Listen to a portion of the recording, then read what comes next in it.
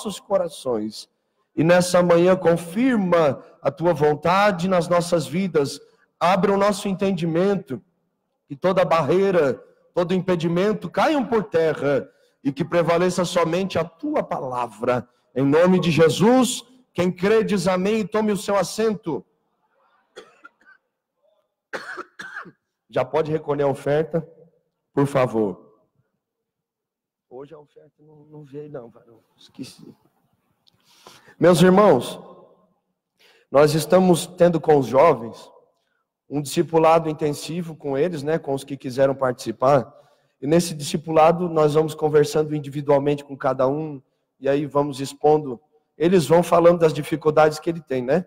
E muitos deles falaram que eles têm uma certa dificuldade em orar, né, em buscar ao Senhor. Então nós bolamos aqui uma espécie de cronograma de oração.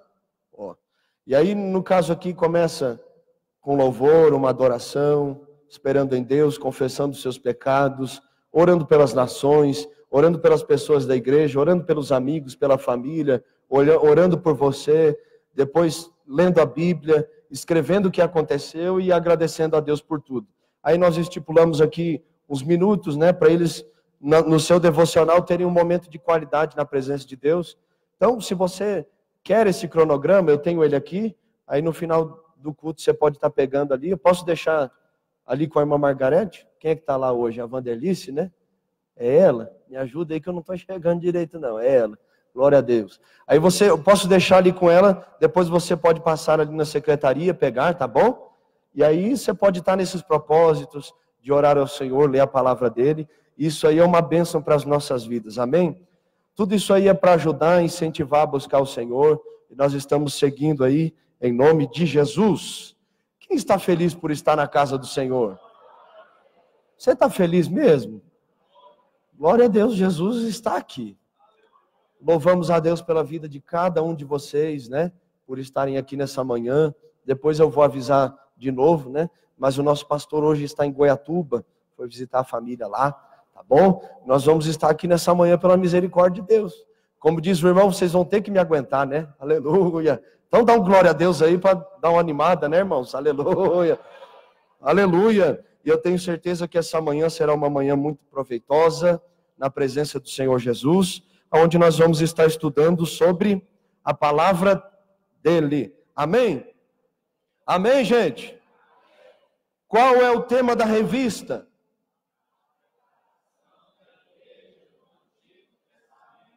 Isso, você falou o tema da lição, mas da revista.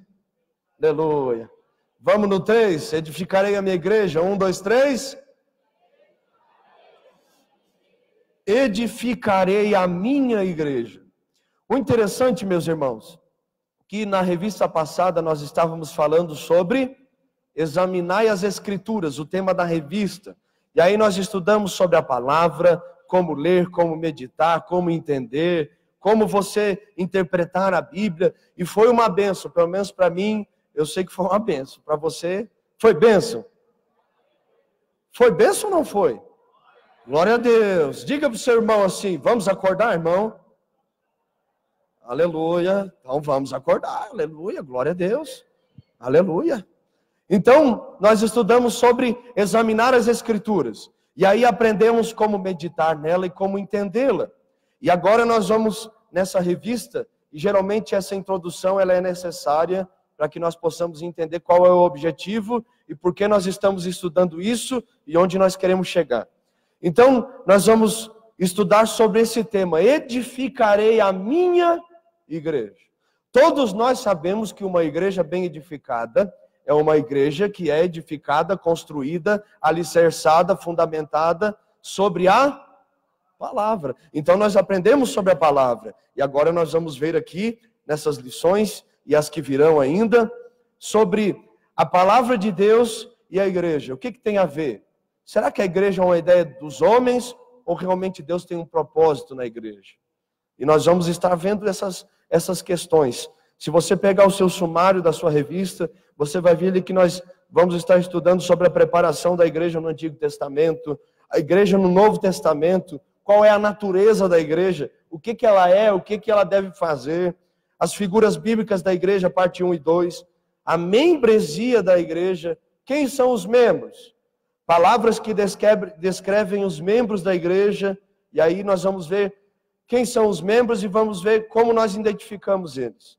Depois vamos ver o governo da igreja, a disciplina, as ordenanças, que é o batismo e a Santa Ceia, as marcas da igreja verdadeira, inimigos da igreja, a missão da igreja, chamada ao ministério da igreja, o crescimento da igreja evangélica e o destino da igreja, para onde ela está caminhando. Nós sabemos que é o céu, mas enquanto nós estamos aqui na terra, para onde que nós estamos indo como igreja?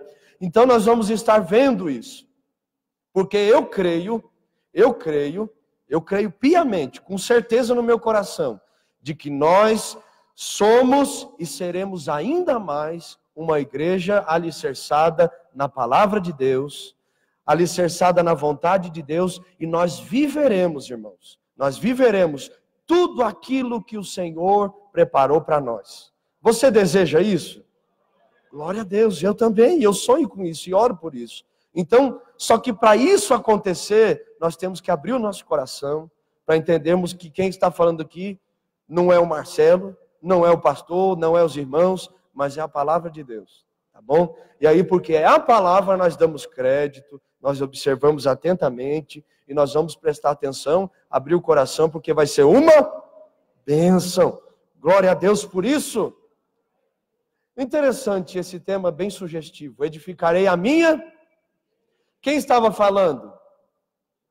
Jesus. E algumas coisas nós podemos perceber quando Jesus falou assim, edificarei a minha igreja. Primeiro, Jesus está falando aqui, eu tenho uma igreja, não é? Se ele disse, eu edificarei a minha igreja, então Jesus tem uma igreja. E quem é a igreja de Jesus? É nós, somos nós. Mas não somos nós a Assembleia de Deus Filadélfia. Preste atenção nisso. Somos nós, todos aqueles que creem no nome do Senhor Jesus Cristo. As denominações são necessárias para que haja uma organização, uma estrutura, um lugar para que as pessoas frequentem. E amém, glória a Deus por isso. Mas a igreja dos salvos é a igreja de todos aqueles que entregam a sua vida para Jesus. Todo aquele que crê, todo aquele que é batizado será salvo. Então essa é a igreja, aqueles que ouvirão a trombeta, a última trombeta soar, e serão levados pelo Espírito Santo a encontrar o Senhor Jesus nos ares. Então essa é a igreja, somos nós que estamos aqui, são os irmãos que estão lá no sul, lá no Nordeste, na China, na Europa, na Ásia, na Oceania. Então somos todos nós. E isso é interessante, porque Deus ele não faz acepção de pessoas. Está entendendo? O desejo de Deus no Antigo Testamento, e é por isso que nós vamos estar falando sobre isso hoje, era o quê? Usar Abraão, o povo de Israel. Abraão deu origem ao povo de Israel, então usar o povo de Israel para que alcançasse todas as nações da terra. Só que não aconteceu assim. Então, Deus chamou quem? Abraão. Deu origem a um povo. Deus chamou todo aquele povo para viver as promessas de Deus e evangelizar o mundo. Só que eles não entenderam esse mistério. Não entenderam. E aí Deus fez o quê? Chamou a tribo dos... Me ajuda aí, fala levitas que você vai acertar, viu? Levitas, vamos lá, 1, 2, 3. Chamou os levitas, só que eles não entenderam. Chamou os sacerdotes, não entenderam. Aí veio Jesus, entendeu o mistério, morreu por nós, abriu o acesso, e aí Jesus trouxe a igreja, e agora a igreja ela não é o caminho, mas ela indica o caminho, ela indica Cristo, ela aponta para Cristo, porque Cristo é de fato o centro da igreja. Aleluia! Então, Jesus disse, eu edificarei a minha igreja. Então eu tenho uma igreja, ela é minha. E é interessante que tem muita gente que fala, mas tem tanta gente ruim no meio da igreja, tanta gente difícil no meio da igreja, só que a igreja é de Cristo. A igreja, ela é de Cristo. E nós temos que entender que quem manda na igreja não são as pessoas, é Jesus.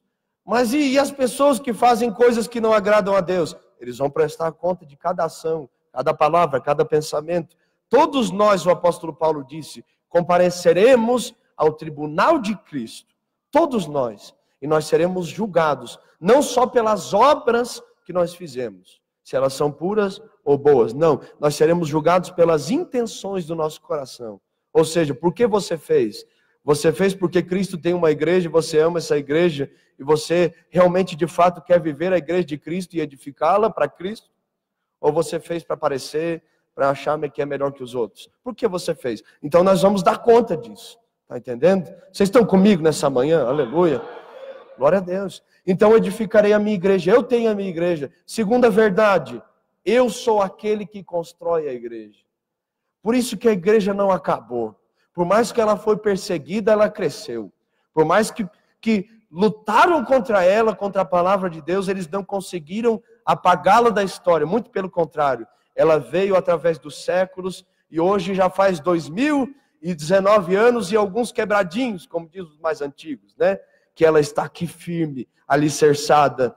Talvez não como nós gostaríamos que fosse, mas é por isso que o Senhor nos reúne aqui todos os dias de terça-feira e de domingo pela manhã, para que nós estejamos ouvindo a sua palavra, para que possamos estar alinhados, sendo dirigidos segundo a vontade dele, para que possamos ser a igreja que o Senhor quer que nós sejamos. Aleluia! E eu quero ser essa igreja, e eu tenho certeza que os irmãos também querem. Então nós estudamos sobre examinar as Escrituras, e agora nós vamos ver o quê? Edificarei a minha igreja, a igreja que é de Cristo, que é construída por Cristo. E a Bíblia diz que as portas do inferno não prevalecerão. Pode ter o inimigo que for, mas a igreja é de Jesus e é Ele que luta e guerreia pela igreja. Aleluia! Então nós vemos aqui o alvo da nossa lição. Acompanhe comigo, por favor. Você aprenderá que o conceito de igreja estava na mente de Deus desde o início dos tempos. E que mesmo no Antigo Testamento, havia sinais de que dentro da comunidade visível existiam seguidores nominais e verdadeiros.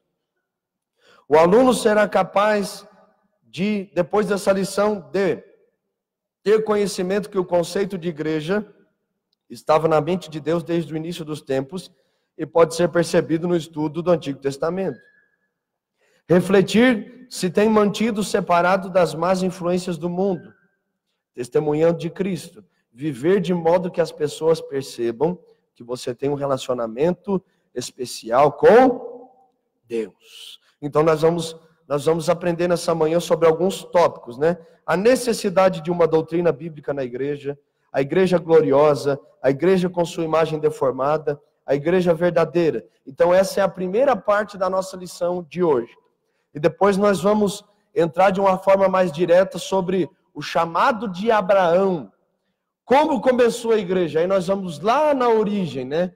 Desde um chamado, desde uma obediência que Abraão teve, e vamos ver o plano de Deus para Abraão. Dentro desse plano, quais foram as exigências, qual foi a esfera e qual foi a resposta de Abraão a este plano.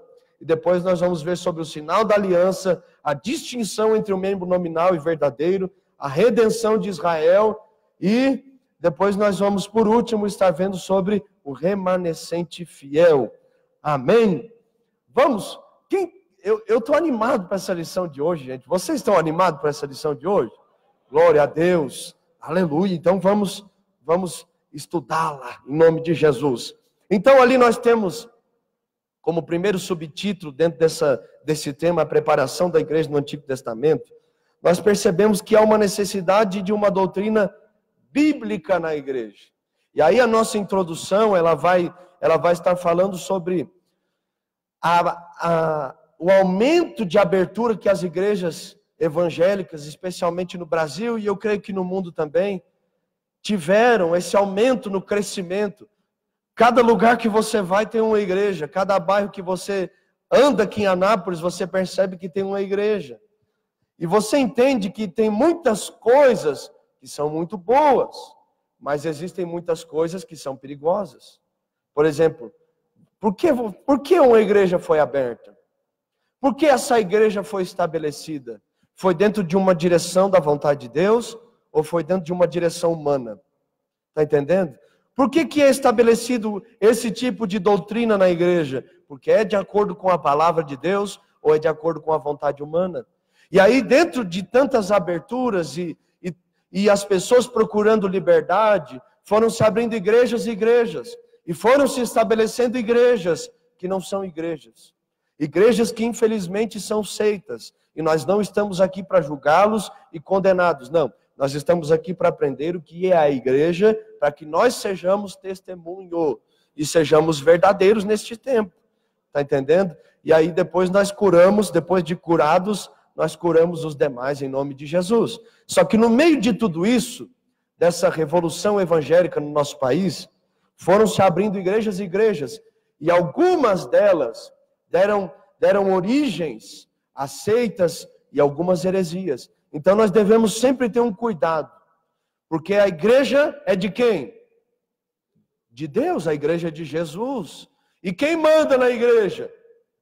Diga Jesus. Jesus manda na igreja. Nós não falamos aqui, edificarei a minha igreja. Então a igreja é de Jesus. E é Jesus quem deve dirigi-la.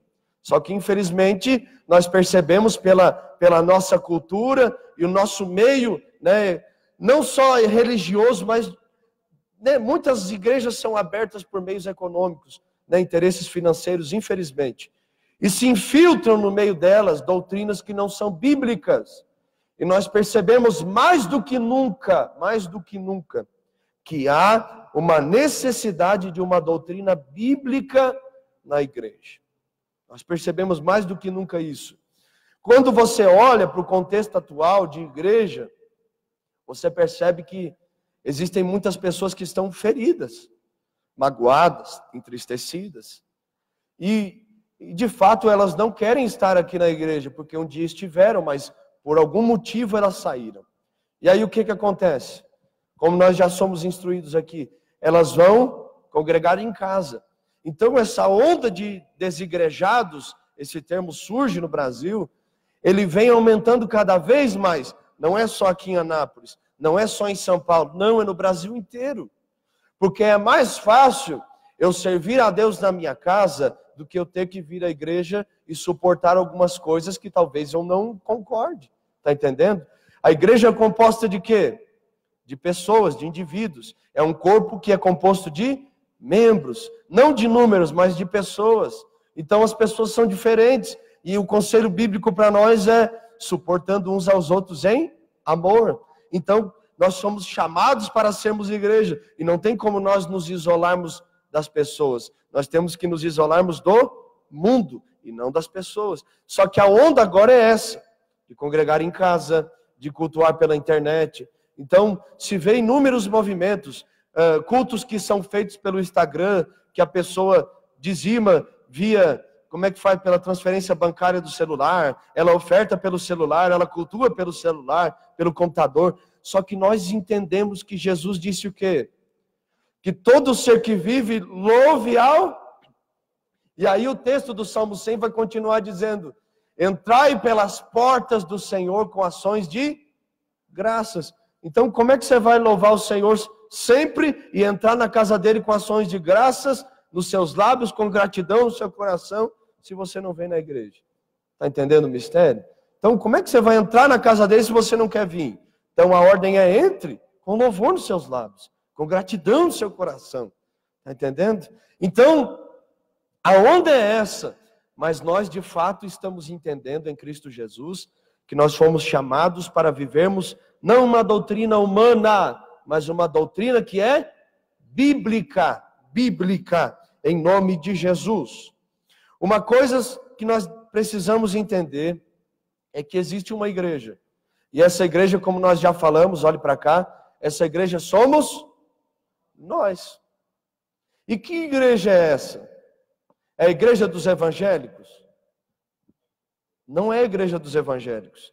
Essa igreja é a igreja de todos aqueles que nasceram de novo. Essa é a igreja daqueles que deram crédito à palavra e que de fato foram constrangidos, convertidos ao Espírito Santo. Então essa é a igreja. Eu anotei aqui algumas coisas a respeito dessa introdução de uma necessidade, da necessidade de uma doutrina bíblica na igreja. E aí, como nós já falamos sobre essa onda de desigrejados, nós percebemos que muitas pessoas estão feridas. Só que nós, como cristãos, nós fomos curados por Cristo Jesus, ou pelo menos nós deveríamos e devemos ser curados por Cristo Jesus. E nós, como feridos, nós não podemos ferir, nós temos que ser curados para curar. Então eu anotei aqui, não ouça pessoas feridas, porque pessoas feridas ferem. Ouça pessoas curadas, porque pessoas curadas curam. Quem tem a palavra de Deus no seu coração, não fala mal do irmão. Quem tem a palavra de Deus no seu coração, escuta o conselho bíblico, tratando com o espírito de mansidão aos demais, para que nenhum se perca no Senhor. Está entendendo? Nós somos chamados para curar. Então não ouça pessoas feridas, porque pessoas feridas não creem na igreja, enquanto a igreja cura dos feridos que se achegam a ela. Está entendendo? Jesus, o desejo de Jesus para nós é nos curar, para que nós possamos curar todos os que estão feridos pela igreja. Às vezes a culpa não é nem nossa, mas nós vamos lá representando o corpo de Cristo, salvos em Jesus, aqueles que vão e desejam o céu. Nós vamos lá e levamos a cura, o amor de Cristo, que excede todo o entendimento. E a minha pergunta para você nessa manhã, para nós iniciarmos, meditando nesses temas, nesse tema edificarei a minha igreja é: você faz parte dos feridos ou dos curados pela igreja? Você faz parte dos feridos ou dos curados? Porque não, irmãos, não leve a mal o que eu vou dizer. Eu amo a igreja, Jesus morreu por ela e eu sirvo a ela. E vou servir até o fim pela graça dele, em nome de Jesus.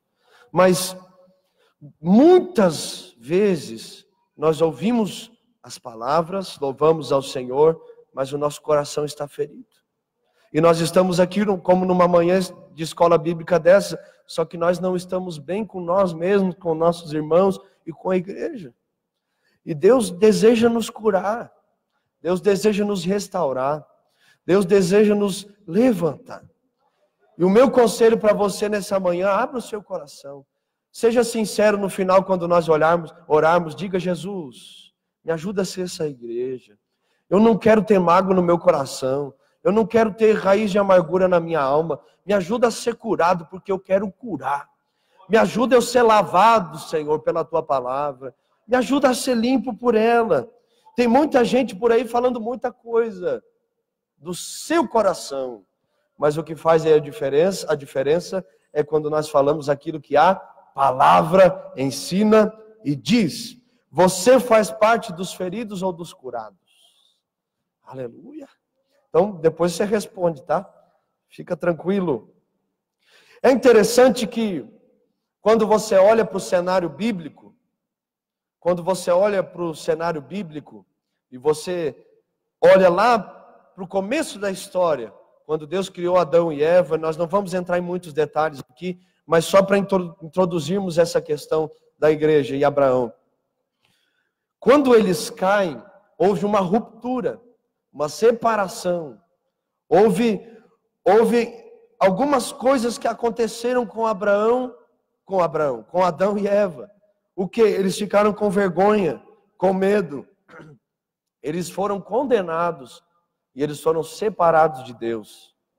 Então agora o homem que foi criado à imagem e semelhança, ele agora está separado do seu Criador. A Bíblia diz, se não me falha a memória, capítulo 3 de Gênesis, que na viração do dia Deus vinha ter comunhão com o homem, vinha encontrar o homem. E exatamente no capítulo 3 foi o momento que Adão e Eva comeram do fruto, e aí Deus pergunta: onde você está? Naquele momento há uma ruptura, quando eles pecam. Só que esse encontro na viração do dia revela, pelo menos para mim, o propósito de Deus com o homem, que era ter comunhão com o homem, era desfrutar de íntima comunhão com o homem. E aí se percebe que essa comunhão não existe mais. Quando nós estudamos lá na Emetec, a Carol, o Pedro, vão lembrar disso. Nós falamos muito sobre esse plano original de Deus, que é a comunhão. Deus, ele deseja ter comunhão conosco. Só que o homem e a mulher caíram, pecaram. E agora Deus cria um plano emergencial, que é a salvação. E através do plano emergencial, Ele quer trazer de novo o homem ao plano original, que é a comunhão com Ele. Então por que eu tenho que aceitar Jesus? Por que eu tenho que ser batizado? Participar da ceia do Senhor? Por que eu tenho que obedecer a palavra? Para que de novo eu tenha comunhão com o meu Criador. Então nós devemos entender isso. O desejo de Deus é ter comunhão, plano original. E agora Ele cria um plano emergencial para que todo aquele que nele crê não pereça, mas tenha vida eterna. Aleluia. Então nós temos que entender isso. Que nós somos chamados para comunhão. E aí é onde nós falamos. Chamou Abraão, deu origem ao povo. E aí o povo deu origem ao povo de Israel. E aí o povo não entendeu. Aí Deus escolheu uma tribo específica dos levitas. E aí Deus chamou os sacerdotes. E aí eles não entenderam. E aí veio Jesus e abriu as portas. E hoje nós temos a igreja estabelecida na terra, para que a igreja indique o caminho, para que a igreja pregue a salvação, pregue o plano emergencial, para que todo homem, como disse o apóstolo Paulo, 1 Timóteo 2,4, ele chegue ao pleno conhecimento da verdade. E de fato, ele volte a ter comunhão com o seu Criador. Aleluia, vocês estão me ouvindo bem aí? Glória a Deus. Então, nós observamos então que Deus estabeleceu a igreja, estabeleceu ela. E que a igreja é o veículo de Deus na terra. O veículo onde se ouvem palavras que abençoam, palavras que salvam, palavras que curam, palavras que livram pessoas da morte, do suicídio, da depressão, de todos os males. Nós observamos que Deus se utiliza da igreja, Ele usa a igreja, Ele dirige a igreja, para que todos sejam alcançados por meio dessa palavra. Então, foram criadas uma forma de cultura aqui no Brasil, né? Se observa muito que há um certo preconceito contra a igreja. Há um preconceito. Porque pastor é ladrão.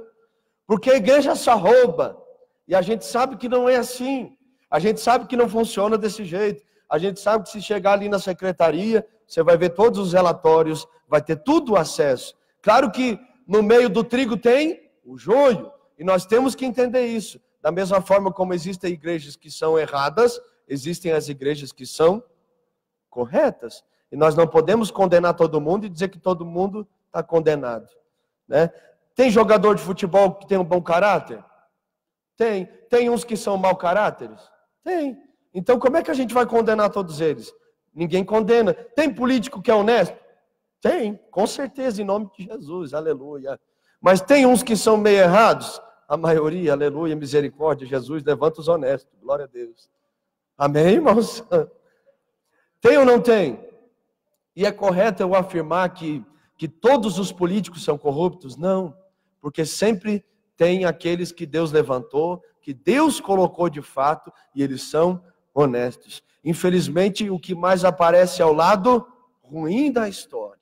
Mas a gente vem e dá o testemunho para que as pessoas olhem para a igreja e vejam que a igreja é certa, a igreja é séria, a igreja é bênção, a igreja é luz, a igreja é sal da terra. Então, nós entendemos que quando Jesus fala, eu edificarei a minha igreja, Ele de fato estabeleceu a igreja. E nós vamos ver aqui, número 1, primeiro tópico, a igreja gloriosa. Olha o versículo, o capítulo 5, versículo 25 e 27, que é o nosso versículo-chave que está no começo da sua revista. Que diz assim, Cristo amou a igreja e assim mesmo se entregou por ela, para que a santificasse, tendo-a purificado por meio da lavagem da água pela palavra, para apresentar a si mesmo a igreja gloriosa, sem mácula, nem ruga, nem coisa semelhante, porém santa e sem defeito. Então nós vemos aqui que essa igreja ela é gloriosa. Olha o que diz aqui o nosso primeiro tópico. Paulo resume todo o compromisso que Cristo tem para com a igreja. Ele a ama. Quem ama? Jesus. Jesus ama a igreja e a purifica do pecado. E está preparando-a para ser uma igreja gloriosa. A igreja é do Senhor Jesus, que deseja apresentá-la a si mesmo, sem mácula, nem ruga, sem mancha, sem defeito, porém santa e sem defeito. Infelizmente, na história da igreja, essa glória nem sempre é refletida na igreja local. É um fato trágico que o testemunho de tantas igrejas evangélicas não tenha nada a ver com o retrato da igreja que Cristo desejava.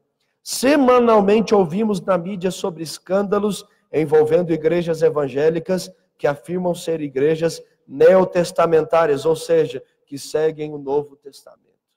Então, diariamente, semanalmente, mensalmente, anualmente, nós vemos escândalos e escândalos, não vemos? Mas esses escândalos, eles acontecem, será que eles acontecem de acordo com a vontade do Senhor? Será que é vontade de Deus que esses escândalos venham? Eu creio que não. Jesus disse que é necessário que venham os escândalos, mas Ele falou também para a gente evitar os escândalos, não é? Só que essa não é a vontade de Deus. Por isso que nós falamos aqui, que Deus ele quer dirigir a igreja, porque a igreja é dele.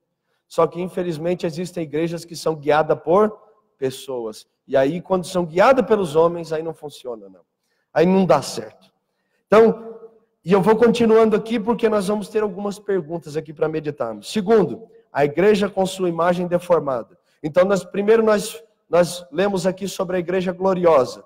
Então, a igreja gloriosa é a igreja que o Senhor chamou, a igreja que o Senhor escolheu, a igreja que o Senhor preparou o caminho para que ela seguisse, né? Infelizmente, existem algumas coisas que acontecem que não são boas no meio dessa igreja.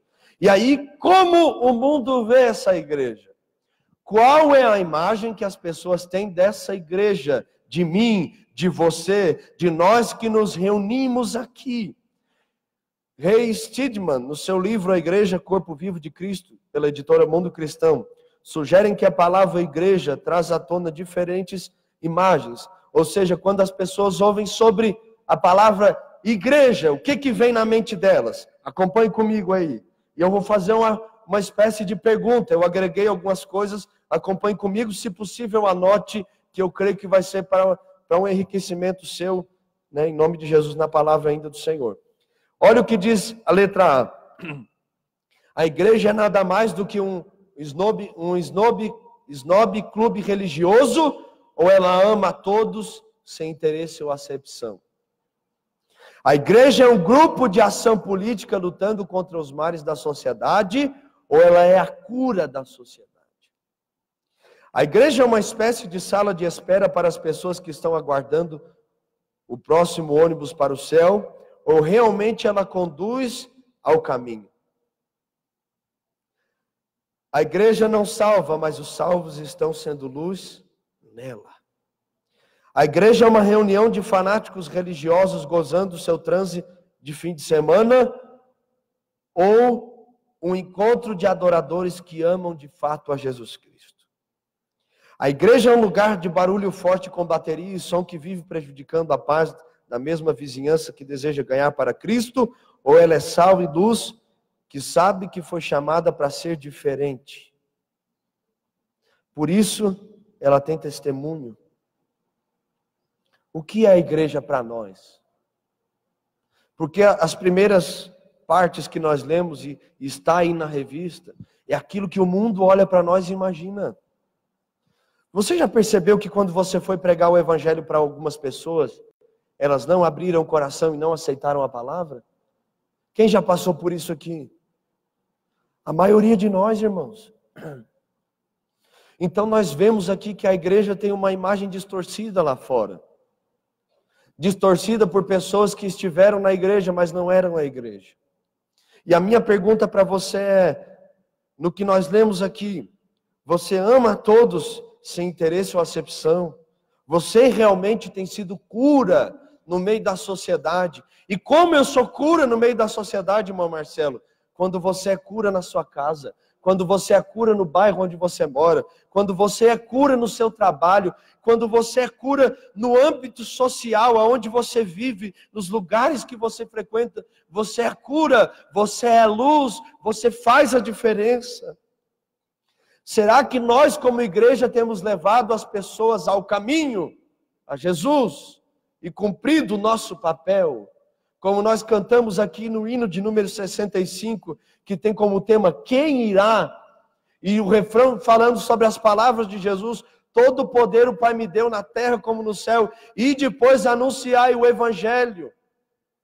Será que nós temos sido a diferença? Porque a igreja somos nós. Nós somos a igreja de Cristo. E nós estamos aqui nessa manhã sendo construídos por Ele, no caráter, na formação dos pensamentos, dos conceitos, às vezes na destruição de alguns preconceitos que temos na nossa mente. Mas nós estamos aqui sendo edificados, construídos, alicerçados por Cristo Jesus.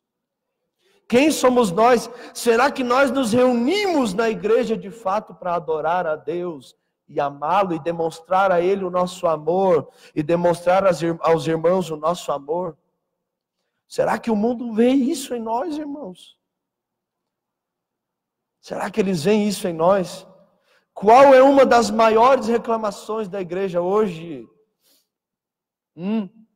Porque tem muita gente que diz que prega aquele amor falso, aquele amor apóstata, mas a necessidade e a reclamação das pessoas lá fora é que a igreja se alienou do mundo.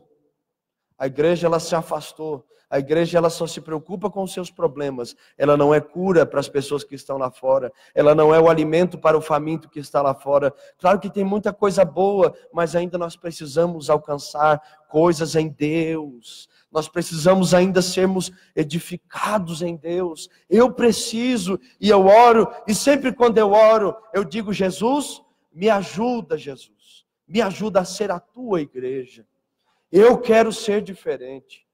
Eu não quero ser aquilo que o meu pai queria que eu fosse. Eu não quero ser aquilo que minha mãe quer que eu fosse. Eu não sou aquilo que a minha família diz que eu sou. Eu não sou aquilo que a sociedade diz que eu sou.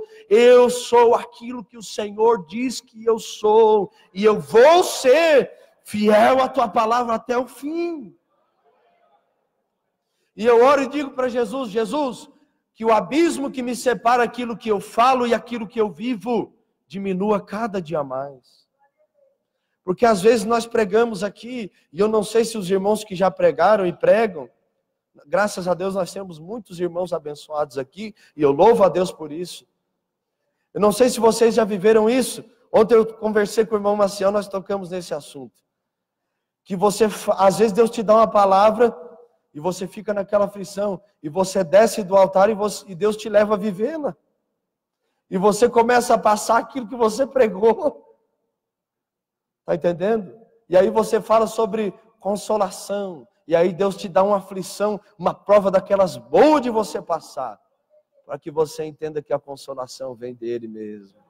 Oh, meu Deus. Sabe?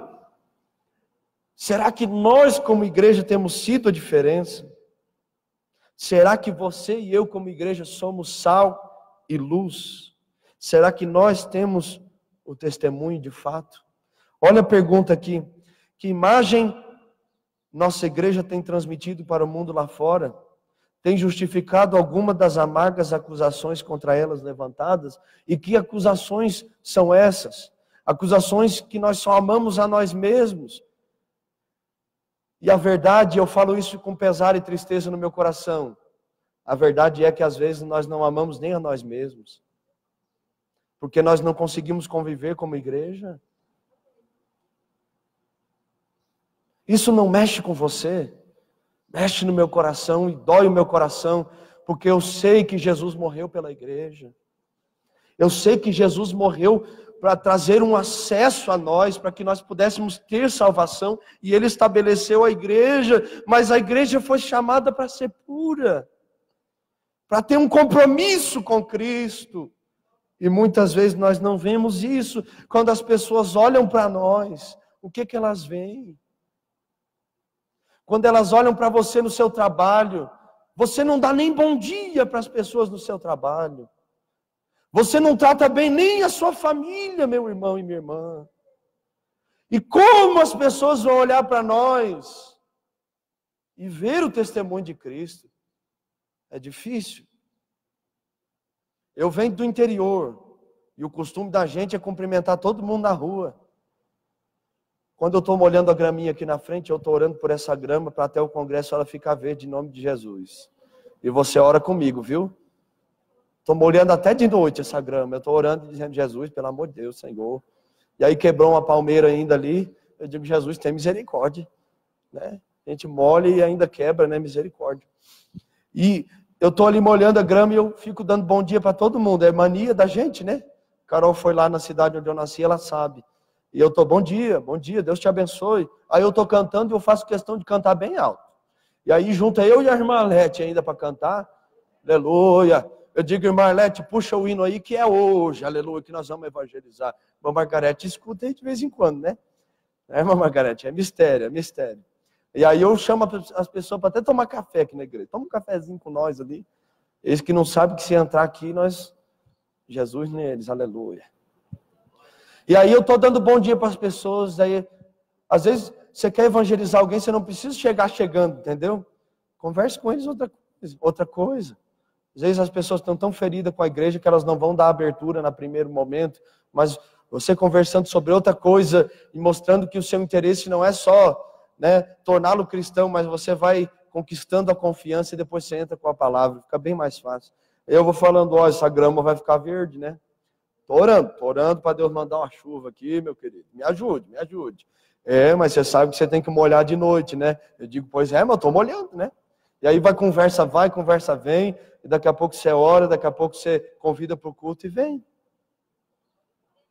E aí uma simples ação de você cumprimentar uma pessoa, dar uma atençãozinha para ela, já revela que a igreja não é um lugar de pessoas alienadas. Sabe o que o missionário Ronaldo Lidório, quando ele foi missionário no interior da África, numa tribo chamada Cocombas, ele falou, e eu anotei isso na minha Bíblia porque eu achei uma coisa muito importante. Olha o que ele falou sobre o evangelho, a ação do evangelho, né, através da igreja naquele local. Ele disse assim, observando a ação da palavra como é que a gente pode falar nos indígenas? Não, né? Lá das pessoas da tribo. O evangelho não alienou a igreja, ao contrário, olha isso, escute isso. Tornou-a mais sensível, chorando com os que choram. Parece-nos que o envolvimento com os necessitados e excluídos foi um fator determinante. A igreja não isola ou aliena o convertido, mas sim o leva a ser mais sensível com as lidas diárias da sociedade. A igreja é universal, não a igreja universal, mas ela é de todos. E, portanto, multicultural. Essa igreja não está limitada a uma cultura. Esse evangelho não é brasileiro, não é uruguaio, não é argentino, não é chileno. Não, ele é de Jesus. A igreja é a comunidade sem fronteiras e, portanto, missionária. Sua missão não é fazer, mas sim ser sal da terra e luz para o mundo. Trechos do livro Cocombas, o nascer da igreja em uma tribo africana, pastor Ronaldo Lidório. Então a igreja não exclui, ela abraça. Só que aí eu te pergunto, se nós não abraçamos as pessoas que estão perto, como nós vamos abraçar as pessoas aqui no culto? Meus irmãos, eu não sou o pastor dessa igreja. Me entendam. Talvez você se sinta ofendido pelo que eu vou falar, mas me perdoe em nome de Jesus, estou falando segundo a direção do Espírito Santo. Mas se nós temos dificuldade de abraçar os visitantes no culto, como nós vamos abraçar as pessoas lá fora? Se nós temos dificuldade de cumprimentar os irmãos na igreja, como nós vamos ser diferença lá fora? Se nós temos dificuldades aqui, como nós vamos vencer as nossas dificuldades lá fora? Uma coisa que nós temos que entender, e é o terceiro tópico, que essa igreja ela é verdadeira. Eu sou a igreja de Jesus. Eu tenho um estudo sobre a igreja de Filipos aqui na minha Bíblia anotado, que é uma coisa muito simples, mas Deus ministrou muito ao meu coração, que fala sobre quem era a igreja dos Filipenses, da cidade de Filipos, quais os problemas que ela tinha e o que Jesus fez para curá-la. Depois, se você quiser, eu posso te passar isso aí. Mas você observa que a igreja tem problemas, mas Jesus quer curá-la. A igreja tem dificuldades, mas Jesus é a solução para a igreja. Só que, seja sincero comigo, o desemprego aumenta cada dia mais. Claro que está melhorando um pouquinho, né? Graças a Deus. Mas as reuniões de oração continuam com as mesmas pessoas. Os problemas aumentam drasticamente, e essa é a promessa que nós temos, que no mundo nós vamos ter aflições, que os últimos dias serão difíceis. Mas quanto tempo faz que você não jejua para Jesus de verdade? Está entendendo? A responsabilidade começa por mim, diga isso para você mesmo. 1, 2, 3.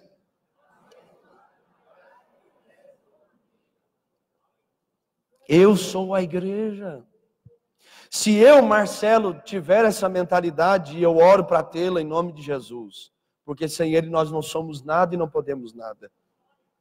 Se eu entender que eu devo ser a igreja, não só estar, mas eu estou porque sou, e você tiver esse pensamento, e todos nós tivermos esse pensamento, talvez esses bancos aqui seriam poucos, pelo número de pessoas que estariam aqui nessa manhã. Está entendendo? Glória a Deus. Deus está falando com você aqui nessa manhã. É um tempo de nós sermos a igreja verdadeira. É tempo de nós sermos. E isso é lindo, porque você olha para a história e você percebe que ao longo da história, Deus sempre teve o remanescente fiel. Né? No meio da Babilônia, Daniel estava lá fiel.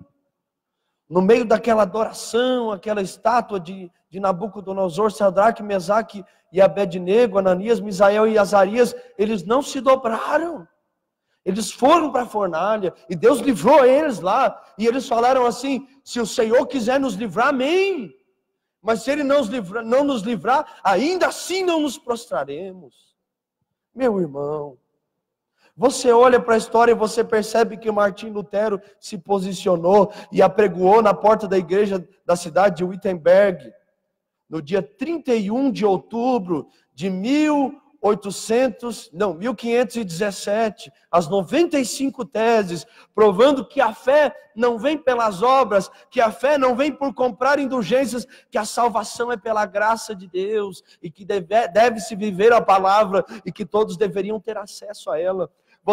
Você começa a olhar ao longo da história sobre aquele, tem até o nome de um dicionário, Wycliffe, é o nome de um reformador, Zinzendorf. Você olha mais para frente sobre o Bonhoeffer, que resistiu ao nazismo, sendo um teólogo alemão, viu seus companheiros de fé apoiando Hitler, mas ele se posicionou, morreu, mas ele se posicionou. E ele foi remanescente. Você olha os moravianos, os puritanos, os avivalistas, e percebe que eles foram remanescentes. Olha para dentro de você. Será que você pode olhar para dentro de você e dizer: Deus, eu sou um remanescente, me ajuda? Quando Deus pergunta para Ezequiel, capítulo 22, tão conhecido, Ezequiel, quando ele diz, ele afirma, não é uma pergunta, ele diz: Ezequiel, não há ninguém que se coloque na brecha. Quando Deus pergunta, quando Abraão faz uma proposta a Deus: Senhor, mas se houver 100 justos, mas se houver 50, e Deus vai falando: não tem? Mas se houver 10, mas se houver 5, e se houver 1? E aí tinha um justo numa cidade. Deus sempre tem um remanescente fiel. E eu quero, irmãos, eu quero ser esse remanescente. Você quer? Antes de nós entrarmos nessa parte do chamado, leia comigo ali, ó, naquela parte que diz: no meio da raça. Identificou aí? No meio da raça decaída e corrompida, Deus sempre teve um remanescente, separado e santificado, para viver em comunhão com Ele e testificar dele. Uma frase aparece várias vezes nas Escrituras: serei o vosso Deus, e vós sereis o meu povo. Desde o começo, Deus propôs criar para si um povo, para si mesmo um povo particular, que no Antigo Testamento era a nação de Israel, e no Novo é a igreja. Abra sua Bíblia comigo, Sofonias capítulo 3. Vamos ver, você vai ter que achar o Sofonias hoje, viu? Aleluia. Esses meses atrás eu li essa palavra e Deus falou muito ao meu coração e eu anotei algumas coisas sobre o remanescente da última hora. Sofonias capítulo 3, versículo 13. Quem é o remanescente?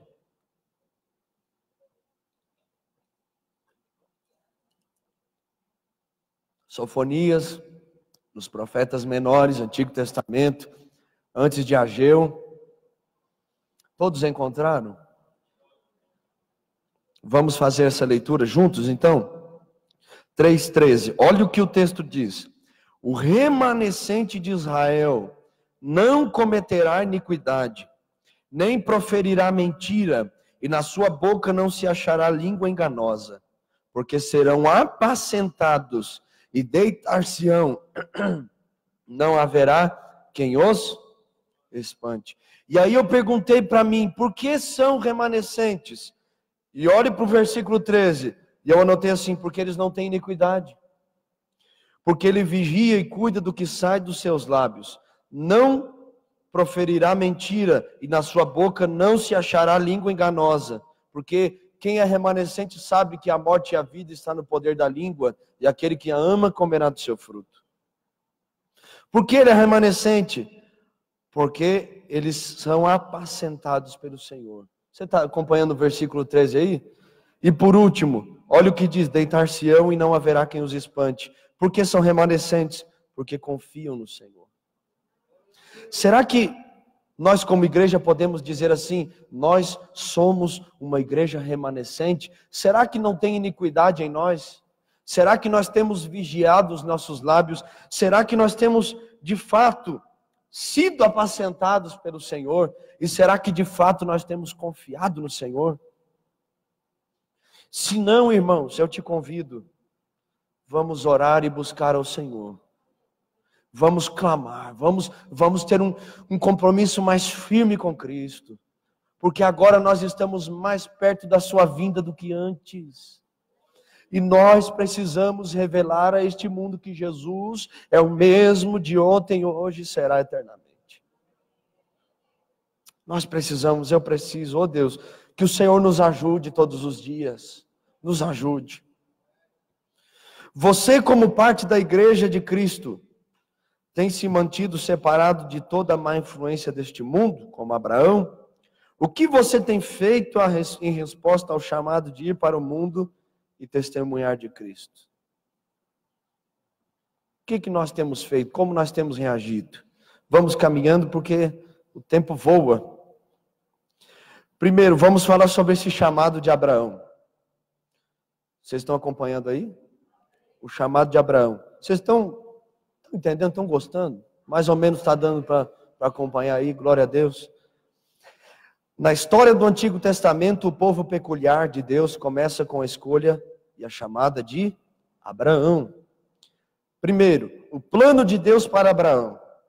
Deus tinha um grande plano para a vida de Abraão, que ele fosse uma bênção.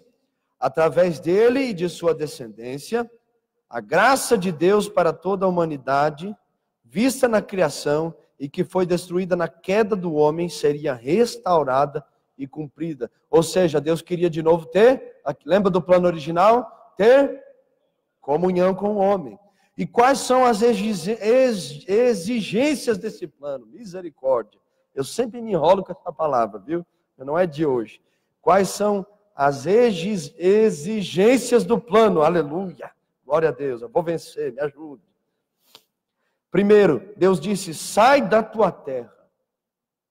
Lembra quando nós tivemos aquele simpósio sobre Israel? Que a professora Carla, ela falou sobre esse sai, essa palavra no original que vem do termo hebraico ler, lehá. Quem lembra disso? Eu gravei isso no meu HD. É aqui, ó, a cabeça, aleluia. Eu gravei isso porque é muito interessante. O que significaria o ler, lehá? O sai da tua terra. Deus estava dizendo a Abraão, saia por sua própria conta. Saia por você mesmo. Abraão, eu estou te dando uma ordem, mas é você que tem que ir, Abraão. É você que tem que ser fiel, Abraão. Vai por você mesmo, na sua força. Então saia da sua terra. Ur dos Caldeus era uma cidade populosa, pecaminosa, violenta e imoral. Vamos notar o que Deus pediu a Abraão quando o chamou. O que Deus estava pedindo aqui a Abraão? Primeiro, ele pediu o desprendimento da sua herança. Abraão não teria mais herança entre os seus irmãos. E segundo, desprendimento familiar. Quando Deus quis formar um povo seu, ele chamou esse homem. E esse homem teve que tomar essa decisão de abrir mão dos seus interesses financeiros e abrir mão da sua família. Está entendendo? Quando Jesus nos chama, quando Ele nos chama a um compromisso com Ele, Ele exige isso de nós, como igreja. Você tem que abrir mão dos seus interesses pessoais. Suas riquezas não podem estar acima de mim. É isso que Ele diz para nós. E depois Ele te chama não a desprezar a sua família, mas colocá-lo em primeiro lugar no seu coração. E depois a sua família. Porque Jesus é aquele que está acima da família. Porque Jesus é aquele que abençoa a família. Porque Jesus é aquele que guarda a família. Porque Jesus é aquele que dá família para nós. Glória a Deus. Então Deus exigiu isso de Abraão. Saia da tua terra. Abraão, eu quero fazer de você uma nação, Abraão. E através de você todas as famílias da terra vão ser abençoadas. Mas Abraão, para que todas as famílias sejam abençoadas, você vai ter que deixar a sua. Parece que não cabe no nosso entendimento, mas isso é graça. É você dar para as pessoas aquilo que você não tem. Quantas vezes eu aconselhei famílias, mas eu não tive uma família estruturada. Quantas vezes a gente aconselhou, tá aí a nega, jovens casais, e às vezes a gente enfrentava o mesmo problema, e quando falava, Deus curava eles e curava nós também. Isso é graça, meu irmão. Você não ter recebido o amor da sua infância, mas você olhar para o seu filho e dizer, filho, papai não teve amor, mas papai vai dar o amor para você. É dizer, filha, mamãe não teve, não é dar presente e dinheiro, irmão, é dar atenção. Mamãe não teve esse amor, mas eu vou dar para você. Eu quero que você tenha o que eu não tive. E como isso? Só através da graça de Deus. Esse favor imerecido. Então, isso ministrou muito no meu coração. Abraão, eu vou abençoar as famílias, mas você vai ter que deixar a sua, Abraão. Eu vou fazer de você bênção para toda a terra, Abraão. Mas você vai ter que sair da casa dos seus pais, da terra dos seus pais, abrir mão da sua herança. Será que Jesus está acima de tudo mesmo? Então, essa é a exigência que Deus fez a Abraão. Ele disse, vai para a terra que te mostrarei. Aqui Deus começa a estabelecer um povo da aliança para si mesmo, ou seja, um compromisso. Deus está fazendo uma promessa a Abraão, você vai por você mesmo, mas eu vou te guiar, Abraão. Eu vou te dar a direção, você vai me buscar e eu vou te mostrar. Você vai edificar um altar e eu vou te revelar a direção. Eu tenho uma promessa para você. O progresso do plano redentor de Deus é evidente ao separar Abraão e ao transformar Israel em uma grande nação. Comentário da Bíblia de Estudo de Genebra. Então ele forma a nação através de Abraão, mas qual era o propósito? Salvar a terra. O desejo de Deus é que todos servissem a Ele, através do judaísmo. Não funcionou, então ele vem com Cristo e estabelece a igreja. Como as famílias seriam abençoadas através de Abraão? Como todas as famílias da terra seriam abençoadas através de Abraão? Como? Somente se o Cristo viesse da descendência de Abraão. Então, Deus já tinha tudo preparado lá atrás. É por isso que a Bíblia diz que o Cordeiro de Deus foi imolado antes da fundação do mundo. Ele já tinha tudo preparado. A igreja não é uma ideia de repente de Deus. De repente ele, vou fazer igreja, agora não tem outro caminho. Não, ele já preparou tudo, meus irmãos. A igreja não é uma ideia humana. Já tentaram de tudo para destruí-la, mas ela permaneceu firme, porque o que sustenta a igreja não é as ofertas que entram na igreja. O que sustenta a igreja não é o interesse dos homens a respeito dela, mas o que sustenta a igreja é a vontade de Deus. É o próprio Deus que a criou, a formou, a sustenta, a dirige e a guarda. Aleluia. E uma coisa que nós temos que ter em mente é o que está escrito aqui: como Abraão, somos chamados para fora e ir para o mundo todo. A palavra igreja, e você vai ver isso na próxima lição, ela vem de eclésia ou eclesia, que significa chamados para fora. Então aqui, como Abraão, Deus disse a Abraão: sai, Abraão. E Deus diz à igreja: igreja, vão para fora e preguem o evangelho. Saia do seu contexto pessoal de igreja e vá para fora e pregue o evangelho. Deus ordena para nós que nós alcancemos toda a criatura. Marcos 16:15, tão conhecido: ide por todo mundo e pregai o evangelho a toda a criatura. E aí eu te pergunto, para você pregar o evangelho a toda criatura, você pode ser preconceituoso? Você pode ser racista, homofóbico? Você pode ter preconceito no seu coração? Como eu vou pregar o evangelho se eu tenho preconceito na minha alma? Deixa Jesus te curar, meu irmão. Oh, meu irmão, se você soubesse que, se você lendo a Bíblia, quando o apóstolo Paulo vai tratar sobre o pecado da igreja de Corinto, ele coloca todos os pecados no mesmo nível. E aí ele fala sobre bebedice, glutonaria. E aí ele fala sobre prostituição. Aí ele entra na questão da homossexualidade. Quando ele vai falando sobre a mentira, tudo é pecado, só que as consequências são diferentes. Quem peca contra o seu próprio corpo, contra a sua natureza, tem a consequência no seu próprio corpo. Quem peca moralmente tem a sua consequência moral. Está entendendo? Nós não podemos dizer que é mais pecado isso ou mais pecado aquilo. Não, é pecado, então eu não devo praticar. E o meu interesse não é condenar as pessoas, mas é amá-las e apresentá-las Jesus. Que façamos isso com temor e sabedoria. Então nós vemos aqui que Deus exigiu de Abraão: sai da tua terra, vá para a terra que te mostrarei. E depois ele demonstrou a Abraão a esfera do plano. Ele deu uma pincelada a Abraão: olha, Abraão, o que eu vou fazer?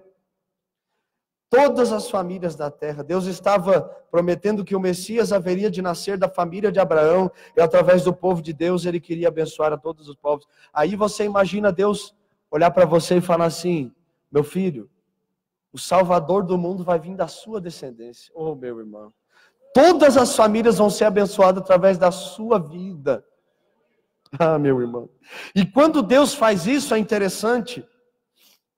Quando Deus escolheu Abraão, e logicamente Israel, porque Abraão, Isaac e Jacó dão origem aos 12 filhos, às 12 tribos e ao povo. Ele não abandonou as demais nações. Ele não abandonou os outros povos. Mas ele fez tudo isso em favor de todos, para que todos olhassem para Israel e vissem que Deus, o Deus de Israel, era o único e suficiente e verdadeiro Deus, e que todos deveriam servi-lo também. Então Deus queria isso do povo, mas não aconteceu. Então nós vimos aqui que Deus ele revelou o plano, as exigências do plano, a esfera do plano. Só que quando Deus te dá uma ordem, Ele te exige algo, Ele te mostra o que você tem que fazer. E aí, letra C, você tem que dar uma resposta para isso. Quando você ouve uma palavra de Deus, e claro que eu vou abranger porque nós estamos num culto de ensino, mas quando você ouve uma palavra, é Deus dizendo para você: eu te falei o que eu quero, mas agora eu quero que você dê uma resposta a essa palavra. Nós estávamos no culto na praça e Deus bradou aos nossos corações. Eu quero que vocês deem uma resposta. Eu quero que vocês tenham uma reação. Eu quero que vocês se levantem. Deus falou conosco lá nessa sexta-feira sobre quantas baleias ainda são necessárias para que nós entendamos que nós não podemos fugir da vontade de Deus. E aí Deus falou forte conosco lá. E a pergunta foi: você vai reagir ou você vai se acovardar? Nós temos que dar uma resposta àquilo que Deus tem falado. Abraão ouviu o plano, Abraão entendeu o plano, Deus revelou o plano, e agora Abraão tinha que dar uma resposta a esse plano. Pela fé, quando chamado, pela fé Abraão, quando chamado, obedeceu. Nós devemos notar que foi Deus quem tomou a iniciativa, e isso é lindo demais. Foi Deus que chamou Abraão, foi Deus que se revelou a Abraão, foi Deus que se manifestou a Abraão. E isso é lindo porque é Ele que escolheu a nós e não nós que escolhemos Ele. Foi Ele que nos encontrou, não nós que o encontramos. Foi Ele que veio até nós e não nós que fomos até Ele. Lembra quando houve um encontro de Jesus com o apóstolo Paulo em Atos capítulo 9, quando Jesus aparece a ele no caminho de Damasco? Porque é sempre assim, Jesus aparece para a gente. Jesus, ele se revela para nós. Jesus, ele nos toca de uma maneira que, mesmo que a gente perca a visão, você vai ler os versículos, o homem estava cego e teve uma visão, aí eu li esse negócio e fiquei meio perturbado, né? Como assim? Mas Deus tirou a visão dele, humana, mas deu uma espiritual. E aí você começa a ler o encontro, é Ele que vem até nós. É Ele que vem até nós. Devemos notar que foi Deus quem tomou a iniciativa. Ser membro do povo de Deus depende exclusivamente de uma ação de Deus. Ele abriu a porta, entre por ela. Ele abre a porta, aproveite a oportunidade. Uma coisa que nós temos que entender que tudo começa com Deus e termina com Deus. Ele é o início da igreja e Ele é o fim dela. Ele é o alfa e é o ômega. Ele é o princípio e é o fim. Tudo começa em Jesus e tudo termina em Jesus. Jesus, ele não está afastado da igreja. Jesus está todos os dias desejoso. É por isso que desejoso de estar perto dessa igreja. É por isso que em Apocalipse 3:20 ele olha para aquela igreja e diz: eu estou à porta e eu chamo vocês. Abra a porta para mim. Eu quero estar dentro dessa igreja. Eu quero habitar com vocês. Eu quero ter comunhão com vocês. Aleluia. Depois nós vamos ver ali o sinal dessa aliança. Eu vou correr um pouquinho porque já são 10:10, tá? Deus fez uma aliança com seu povo, através de Abraão, e deu como sinal para os homens o rito da circuncisão. Um pouquinho mais para frente ali. Somente aqueles que tinham esse sinal da circuncisão, guardavam o sábado e observavam a ordenança anual de comer a Páscoa. Então, isso foi no Antigo Testamento, mas e no Novo, irmão Marcelo?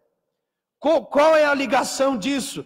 Porque nós observamos que muita coisa do Antigo Testamento veio para o Novo, mas de uma forma diferente. Então, o que evidenciava que você tinha um compromisso com Deus no Antigo Testamento? É porque todo homem, ao 8º dia, era apresentado no templo e era circuncidado. E toda pessoa, todo o cristão naquela época, vamos trazer assim, contextualizando, todo crente a Deus, ele participava da Páscoa, lembrando que eles foram tirados do Egito. Então isso eram as duas ordenanças do Antigo Testamento. E no Novo, Marcelo? No Novo, as ordenanças são, e nós vamos estudar na lição de número 11, o batismo e a Santa Ceia. Qual a relação disso com a Páscoa e a circuncisação? Agora eu já misturei espanhol com português, virou uma bagunça. Mas o circuncisão, aleluia, glória a Deus. Qual é a relação dessas coisas? Vamos ver. Esses sinais, essas ordenanças, elas simbolizam praticamente a mesma coisa. Olha o que eu anotei aqui. Duas ordenanças são os sinais que evidenciam o cristão da mesma forma que a circuncisão evidencia o judaísmo. A circuncisão e a Páscoa evidenciam o judaísmo.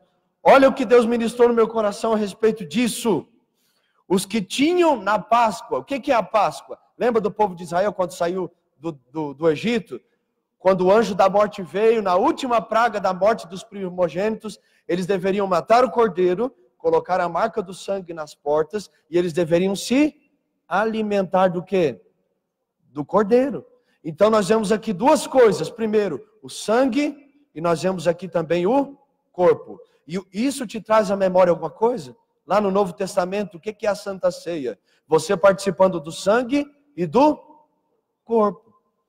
E o batismo, irmão Marcelo? Oh, meu irmão. O que simbolizava a circuncisão? Aleluia! Glória a Deus. A circuncisão era o quê? Cortar o prepúcio, né? A carne. Um corte na carne. E aí você observa que o batismo é o quê? A morte para o eu. Tudo tem uma relação. As coisas passadas são sombras daquilo que haveria de vir, diz a palavra. E aí você observa que Deus preparou tudo, irmãos. Tudo. Ele preparou tudo. No Novo Testamento, somente aqueles que têm a marca do sangue nos seus corações e se alimentam de Cristo não morrerão, mas herdarão a vida eterna. Aleluia. Então esse é o sinal da aliança. Deixa eu te perguntar algo aqui. As pessoas com que você convive, elas percebem claramente que você tem uma aliança com Deus? Que você de fato é uma igreja? A comunidade ao redor dessa igreja, ela vê a diferença nessa igreja? Se ela vê, o que nós podemos fazer para melhorar isso? Como igreja, como corpo de Cristo. Uma coisa que uns amigos meus fizeram, uma vez eles descobriram que havia alguns idosos na cidade. E aí sabe o que eles fizeram? Esses idosos estavam passando dificuldades, não só de alimento, mas de cuidar da casa, de cuidar do pátio, porque já estavam numa idade muito avançada. Aí olha o que eles fizeram. Levaram o alimento e as meninas foram para casa e limparam toda a casa. E os meninos foram cuidar de todo o pátio, cortar grama, podar as árvores, recolher as frutas. Isso é interessante, não é? O que a gente pode fazer para melhorar o aspecto da igreja em nós? Eu posso tratar alguém melhor? No desafio do nosso discipulado, eu não sei se vocês, os pais dos jovens, perceberam isso, mas deveriam ter percebido e vão perceber em nome de Jesus. Mas o desafio deles era tratar bem a família deles, melhor do que eles tratam. Por quê? Porque quem não cuida da família não pode cuidar das coisas do Senhor. Quem não ama a família não pode amar as pessoas da igreja. Porque se não ama nem a família, que é sangue do sangue, vai amar a igreja? Não ama. Está entendendo? Vocês estão entendendo? Está claro? Aleluia. Então, as pessoas veem que você realmente tem uma aliança. Assim como o povo de Israel tinha uma aliança na carne, no corpo, a igreja tem no espírito, na alma e também no corpo. Porque o nosso corpo é templo e morada do Espírito Santo. Eu acho isso lindo demais. Terceiro, para nós já nos encaminharmos para o final aí. Distinção entre o membro nominal e o membro verdadeiro. Quem é o membro verdadeiro? É aquele que obedece interna e externamente e demonstra a verdade que um cristão tem quando ele obedece. E o que é um cristão nominal? Ele é desobediente e a sua desobediência demonstra a mentira que estava oculta no seu coração. Desobediente ao que? A igreja? Não, a palavra de Deus. Sabe aqueles momentos que você deixou aquela mentirinha escapulir? Deu aquela olhadinha que não podia olhar? Você está revelando só o que está aqui, ó, no coração. Quando você ouve uma coisa que você sabe que não convém, que não edifica, que não é justo, que não é puro, que não é amável, e você abre o seu coração para aquilo, você está revelando que o seu coração tem uma tendência à obstinação, à rebeldia a Deus, e não só a igreja, irmãos. Você é um cristão nominal ou um verdadeiro? Porque no caso, quando as pessoas olhavam para o povo de Israel, e nós estamos fazendo um paralelo, para que na próxima lição possa ficar mais claro sobre a igreja, quando as pessoas olhavam para o povo de Israel pelos costumes, pelo guardar os sábados, guardar as festas, né, pela colheita, pela aliança que eles tinham com Deus, pela Páscoa, eles sabiam que eles serviam ao Deus que tirou eles do Egito, ao Deus verdadeiro, ao o Deus mais poderoso, o Deus que só de falar no nome dele assustava as nações. Quando o povo olhava para o povo de Israel, eles sabiam. Na igreja primitiva, quando as pessoas olhavam para os cristãos, eles sabiam que no nome de Jesus milagres aconteciam. Eles sabiam que os cristãos não eram comuns. Eles sabiam que tinha algo diferente na essência, porque morriam, porque eram apedrejados, lançados em covas de leões, torturados, como no caso do discípulo João Marcos, que é o nome dele no Evangelho de Marcos. Ele foi amarrado por cavalos e foi arrastado na rua de Alexandria, mas eles sabiam que os cristãos eram diferentes. Será que as pessoas olham para nós e veem essa diferença? Será que as pessoas olham para nós e entendem que nós somos obedientes, que nós não somos só de nome, mas nós somos verdadeiros, porque nós priorizamos a vontade de Deus e a palavra de Deus, e porque priorizamos a vontade e a palavra, amamos a igreja? Será que nós temos só uma aparência? Porque a Bíblia diz que nos últimos dias os homens teriam aparência de piedade, mas não seriam piedosos, seriam amantes de si mesmos. Será que eu e você somos só mais uma roupa bonita e um sorriso falso? Ou tem essência dentro de nós? Tem verdade na nossa boca? Quando nós levantamos as mãos na igreja e um visitante vem aqui, será que eles olham para nós e dizem assim, eu quero ter essa ousadia de adorar a Deus, um dia eu quero ser que nem aquele irmão é? Ou eles dizem assim, misericórdia, porque aquele irmão ali, misericórdia. Estava conversando comigo ontem, falando palavrão, falando mal do pastor, mal da igreja, mal dos irmãos. Será que você, quando entra num culto, adora a Deus de verdade, meu irmão? Eu não estou aqui, eu quero que você entenda isso para ofender você, não. Nós estamos aqui observando nossa vida de acordo com a palavra. Deixa Deus ministrar aí. Ele está ministrando aqui. E eu peço, me ajuda a ir para o céu. Que eu também quero te ajudar e eu quero te ver lá abençoado. Mesmo que não tenha muita coisa, mas pelo menos no céu nós estamos juntos, entendeu? Aleluia! Estamos juntos. Será que você é nominal ou verdadeiro? Israel tinha a palavra, mas era desobediente. Nós temos a palavra, e será que nós somos obedientes ou desobedientes? Será que nós revelamos através das nossas ações, palavras, sentimentos, pensamentos, motivações, nós revelamos a verdade ou a mentira? Por isso é muito importante diferenciar entre o nominal e o genuíno, entre a igreja visível e a igreja invisível. Entre a igreja formal, cuja membresia pode ser numerada, e a membresia espiritual só conhecida por Deus. Uma coisa que nós temos que ter em mente é que Deus sempre tudo vê e tudo conhece. Os verdadeiros membros da igreja não são aqueles que somente são batizados, mas aqueles que realmente são nascidos de novo, produzindo fruto do Espírito. Uma das verdades que a igreja esqueceu é que o que evidencia a salvação e a luta do apóstolo Paulo aos Coríntios, quando ele escreve a primeira e a segunda carta, a primeira para doutrinar a igreja a respeito dos dons e falar sobre a importância da motivação ao servir, né? O amor, os frutos, o viver. E 2 Coríntios ele escreve ali, praticamente fazendo um compilado de argumentos, defendendo o seu apostolado. Porque o problema que a igreja enfrentava era o quê? Não queria ajudar os irmãos que viviam pregando a palavra.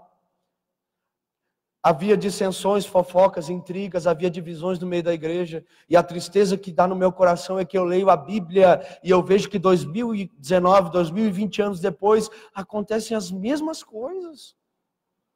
Problemas a respeito de finanças. Problemas a respeito do entender aquilo que a Bíblia diz, e eu não estou aqui me defendendo nem defendendo ninguém, é a palavra, é bíblico. Aquele que trabalha, que coma do fruto do seu trabalho. Está entendendo? O que fez o apóstolo Paulo talvez de um ponto de vista humano, perder tempo. Ele não podia pregar o evangelho de tempo integral, ele tinha que fazer tendas, trabalhar, irmão, porque a igreja de Corinto não ajudava. E quem ajudou a igreja, uma das igrejas mais pobres da Antioquia, a igreja de Filipos. Por isso que você vai pegar os filipenses e você vai ver o quanto Paulo agradece àquela igreja, que mesmo não tendo condições, ajudou não só ele, mas os irmãos de Jerusalém, que estavam passando necessidade. E você olha e percebe que a igreja, me parece que não amadureceu, porque prioriza mais a aparência. Me entenda, prioriza mais os dons, o falar em línguas, profetizar, a pregação, o dom de conhecimento e revelação, do que o viver a palavra, entender que mais importante do que fora é dentro. O que é mais importante no ponto de vista bíblico? Você pode vender todos os seus bens, você pode falar em línguas, profetizar, ter todos os dons, mas se você não tiver amor, diga comigo, nada adianta. A gente sabe o que a Bíblia fala. A Bíblia diz que os dons são dados à igreja, e nós vamos estudar sobre isso. Mas a Bíblia também diz, quando Paulo escreve aos Romanos, se não me falha a memória, capítulo 2 ou 3, está na Bíblia, que os dons são dados sem arrependimento.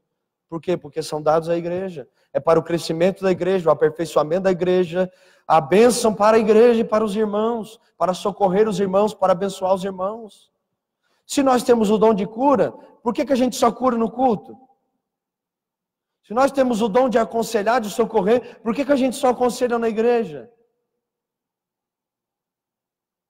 Nós somos a igreja que foi chamada para resplandecer Cristo ao mundo.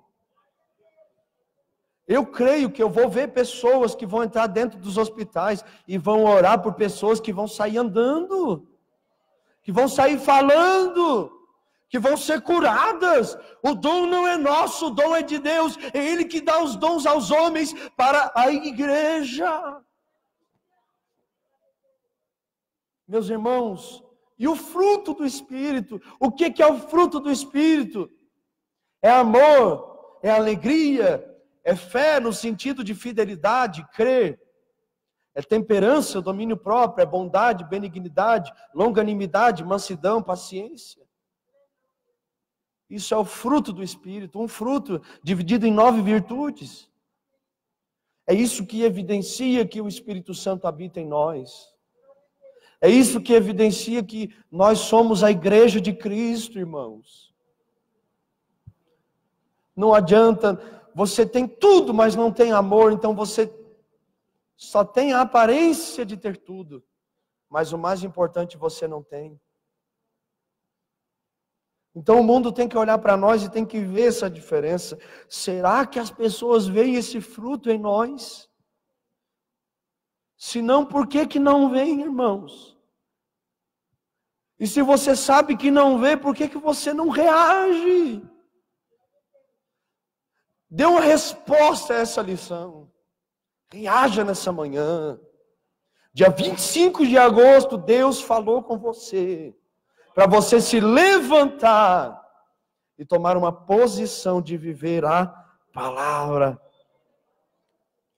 Quarto, vocês estão achando ruim, mais ou menos? Sim, aleluia, glória a Deus. Quem está gostando aí diz amém? Qual que é o quarto tópico?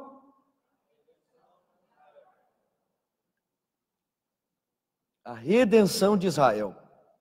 Nós sabemos que essa redenção, como nós já aplicamos aqui, ela é uma forma simbólica também de nós, das coisas passadas que são sombra das coisas futuras. Dorme não, respira aí fundo que vai dar certo. Então nós sabemos o quê? Que, eu vou resumir aqui para a gente entender bem, que o povo de Israel teve as 10 pragas, e aí a última praga, a morte dos primogênitos, né? E aí o sangue na porta, se alimentar do cordeiro pascal, e aí Deus, o faraó abre o coração e o povo sai do Egito, e eles se param de frente do mar, diga vermelho, que não é vermelho, né? Mas é o mar vermelho. E eles estão lá na frente do mar vermelho, E aí o que Deus faz? Diga comigo, abre o mar.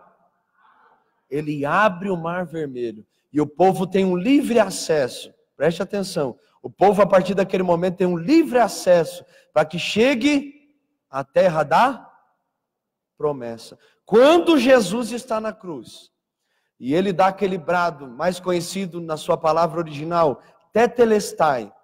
Quando Jesus dá aquele brado, está consumado. A Bíblia diz o quê?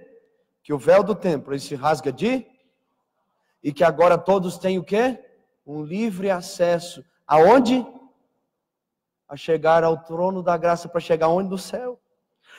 Preste atenção, da mesma forma como Deus redimiu ao povo, fazendo com que na terra de Gósen, na terra onde eles estavam, as pragas não chegassem, fazendo com que eles saíssem do Egito, passassem pelo meio do mar, estivessem no deserto, mas alcançassem a terra prometida. Jesus, quando estava na cruz, e ele disse, está consumado, ele também tomou cativo o cativeiro.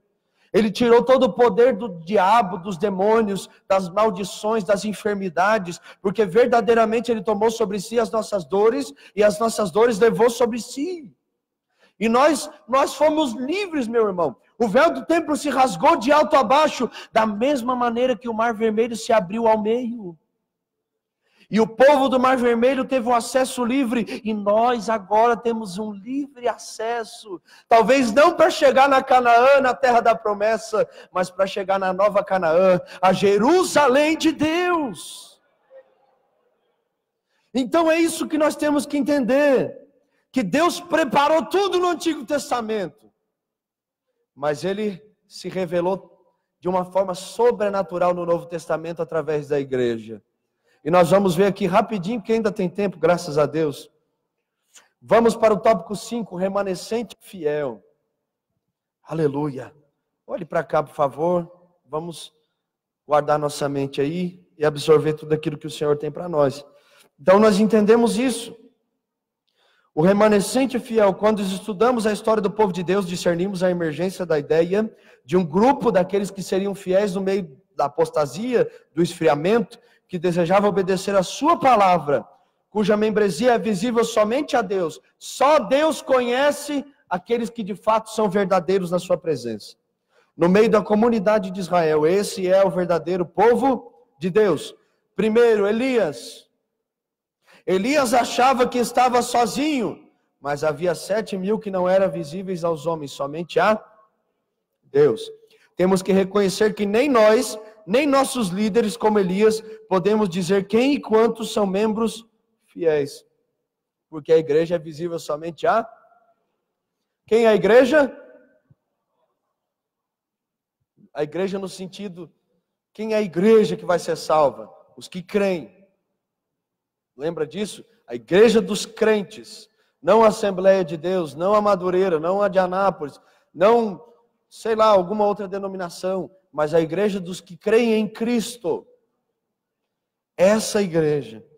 E é interessante, essa igreja será salva. Elias pensou que estava sozinho. Uma coisa que caracteriza muito as heresias e as seitas é isso.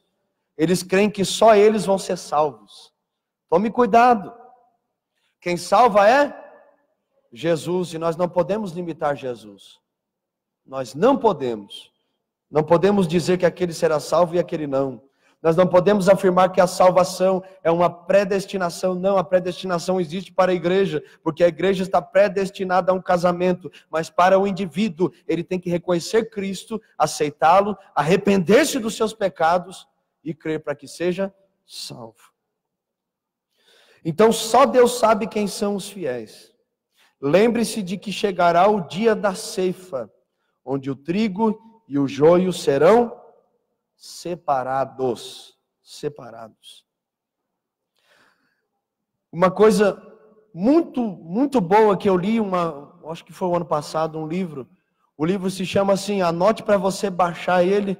Depois alguém me lembra de baixar ele em PDF para passar nos grupos. O livro se chama Fator Melquisedeque, do escritor Don Richardson. E esse livro vai falar como Deus preparou todas as culturas para receber o Evangelho. Testemunho de missionários que chegaram numa aldeia, preste atenção, e chegaram lá com a Bíblia, e Deus tinha dado o sonho ao chefe da aldeia, que um dia um homem branco viria com um livro na mão e que levaria o povo à salvação, ao céu. Glória a Deus. Dá um glória aí para não assustar mais. Aleluia. E isso é lindo. E você começa a ler o testemunho de numa palavra simples. Deus preparou tudo. E aí o irmão chegava, pregava, 500 pessoas aceitaram Jesus. A tribo inteira se converteu. Como Deus preparou todas as culturas para receber o evangelho. Isso mexeu muito comigo. Então nós nunca estamos sozinhos. Não. Deus, ele tem os seus remanescentes. E segundo, Isaías foi um exemplo de ser um remanescente. Porque no meio da apostasia, no meio do esfriamento, numa época em que os governantes estavam fazendo alianças políticas com o povo que ficava perto de Israel, de Jerusalém, do povo de Judá, e Deus havia dito que não era para fazer aliança, mas eles estavam desobedecendo, Isaías se posicionou. Isaías reunia as pessoas e fazia o quê? Se reuniam para louvar a Deus, mas eles, não, nós temos que ser fiel, vamos ser fiel, vamos ser fiel. Vamos ser fiéis. Esse é o tempo, meus irmãos, de nós nos reunirmos, todos vamos ouvir isso em nome de Jesus. Esse é o tempo de nós nos reunirmos e falarmos para os nossos irmãos, vamos orar um pouquinho mais? Vamos ser fiel mais um pouquinho, irmão? Vamos buscar mais um pouco? Vamos ser remanescentes? Não vamos aceitar qualquer coisa nas nossas vidas? Vamos ser a igreja que o Senhor nos chamou para ser. Aleluia. Na história da igreja, várias vezes tem surgido esse tipo de movimento, como por exemplo, os reformadores do século XVI, que não agiram contra o mundo degenerado, mas contra uma igreja corrupta. Atentemos para o fato de que a base é sempre a lei e o testemunho dados por Deus. E eu te pergunto para nós encerrarmos: quem é você? Quem leva a Deus de qualquer jeito ou atende ao chamado de ser uma igreja? Quem somos nós? Quem somos nós? Essa é a pergunta que o Espírito Santo faz para nós nessa manhã. Quem somos nós? Você luta para ser fiel ou você se rende na primeira tentação? Quem é você? Sua fidelidade é demonstrada muito no culto que você presta. E preocupa a gente quando a gente vê o povo conversando muito durante o culto, principalmente na hora da palavra. Porque é a palavra que nos faz ser fiéis. É a palavra que nos faz permanecer. Sabe o que é quando você tem uma consciência de que Deus está naquele lugar? Você já viu alguma reunião judaica? Quando o rabino fala, ninguém se mexe, porque o rabino é a personificação de Deus, ele representa Deus. Eles mal respiram, irmãos. Eu quero ser a igreja fiel. Eu quero ser uma igreja fiel. Eu quero congregar numa igreja que vai transformar a sociedade. Eu acredito que vocês também querem. Vamos nos unir. Deus nos chamou para fazermos a diferença. Diferença. Repita comigo assim: Deus me chamou para ser a diferença. Deus me chamou para ser uma igreja verdadeira. Glória a Deus. Fique sob os pés para nós orarmos. Pessoal da Escola Bíblica do Relatório, pode se aproximar aqui, por favor, e nós vamos orar e agradecer a Deus por essa manhã. A classe dos adultos, Deus falou com você? E eu tenho certeza que na próxima lição ele vai falar muito, muito mais. Tá? Lembrando que nós estudamos aqui sobre a preparação da igreja do Antigo Testamento. E aí na próxima lição nós vamos ver a igreja do Novo Testamento. Venha, convide mais alguém para estar na escola bíblica. Sentiu falta do irmão? Chame ele, vai ser uma bênção. Feche os seus olhos, vamos orar e agradecer ao Senhor. Feche os seus olhos. Vamos orar, vamos agradecer ao Senhor. Pai, nós te louvamos por essa manhã. Obrigado, Senhor, por falar conosco, por ministrar aos nossos corações. Nos dirige, nos guia, nos ajude a ser a igreja que o Senhor nos chamou para ser. Uma igreja que vive a tua palavra. Uma igreja que tem testemunho dentro e fora de casa. Uma igreja que ama, uma igreja que prega a tua palavra. Uma igreja que zela pela palavra da verdade e vive ela. Senhor,